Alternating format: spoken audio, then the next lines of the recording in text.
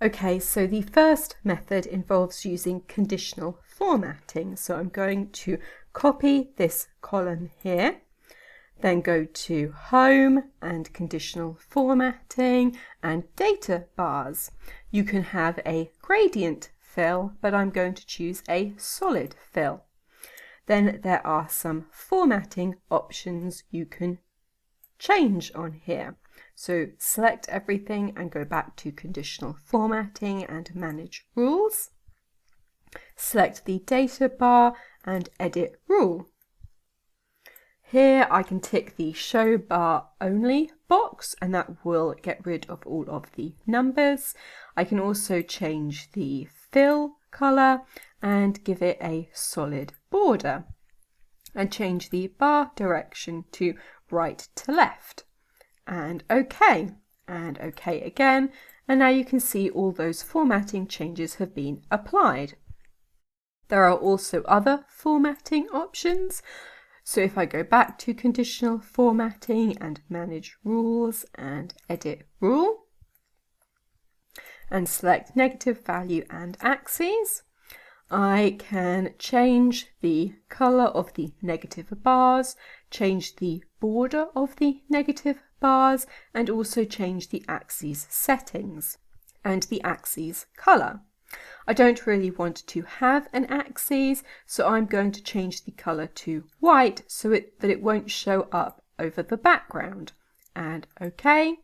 And I will also change the bar direction back to left to right, and OK. And OK again. And now you can see those formatting options have been applied. So the first method involves using conditional formatting.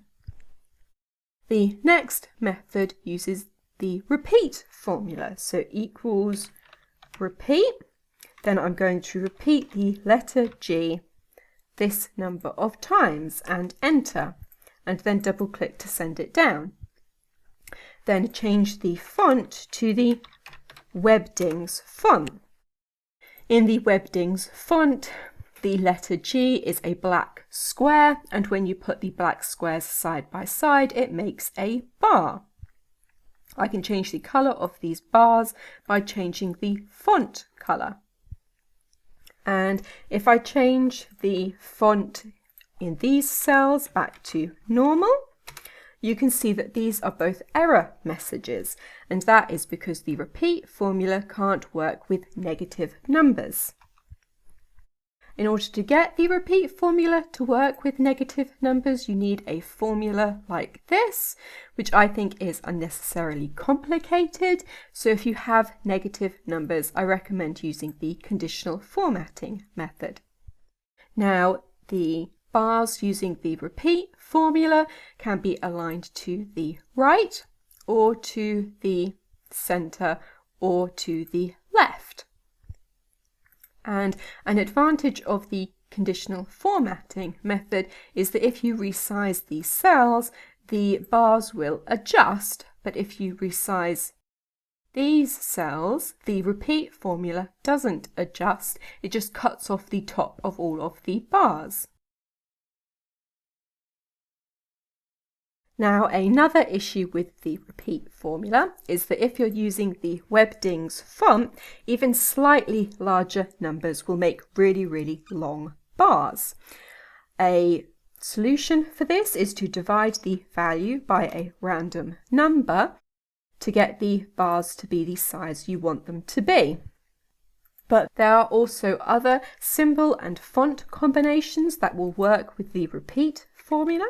So if I do repeat, and this time repeat a pipe symbol this number of times, and then double click to send it down, and change the font to the stencil font, you'll see I get these little black bars.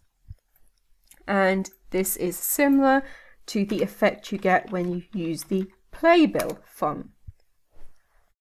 You might be able to see that there is still a small gap between each of the pipes in the playbill font, so I will fix this by increasing the font size to get the black bars.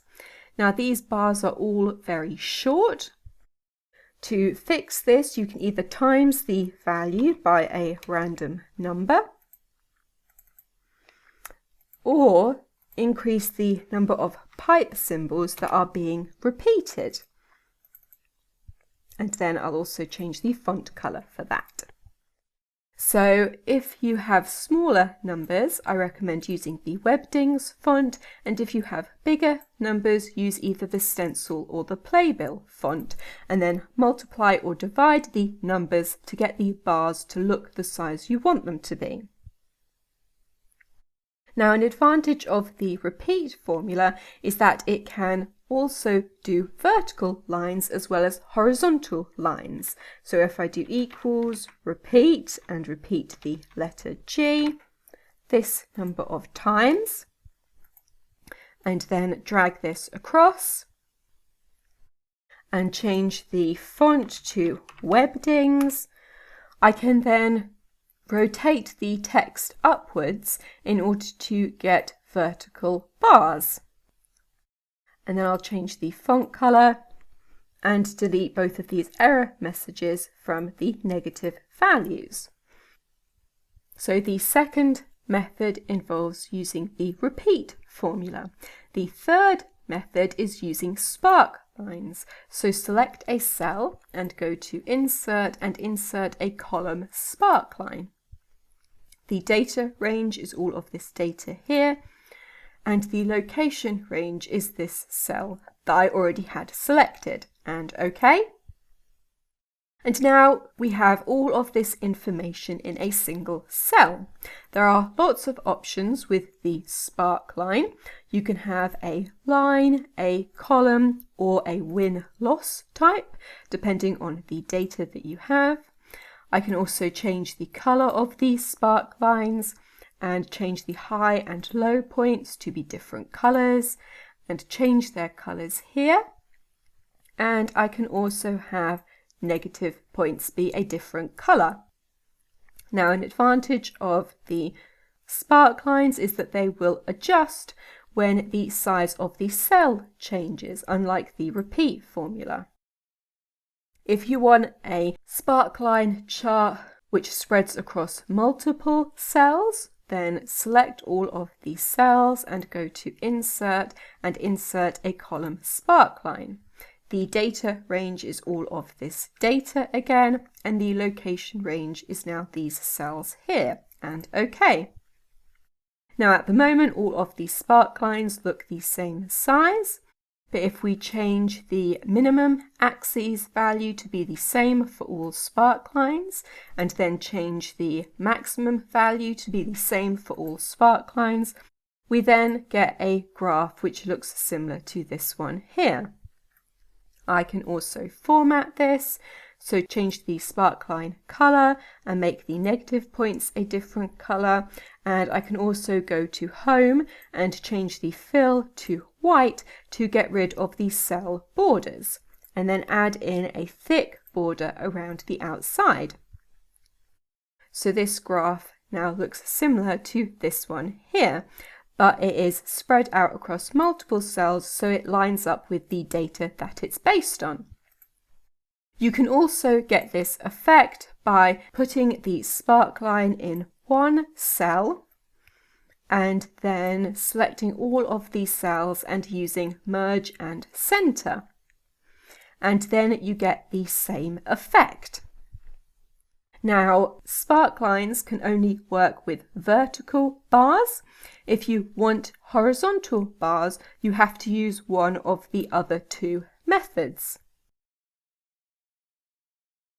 Okay, so in this video I have shown you how to make in-cell bar charts in Excel using 3 different methods, either conditional formatting, the repeat formula, or Sparklines. The 3 methods all have advantages and disadvantages, and the method that you use will depend on the data that you have. Okay, and that is everything.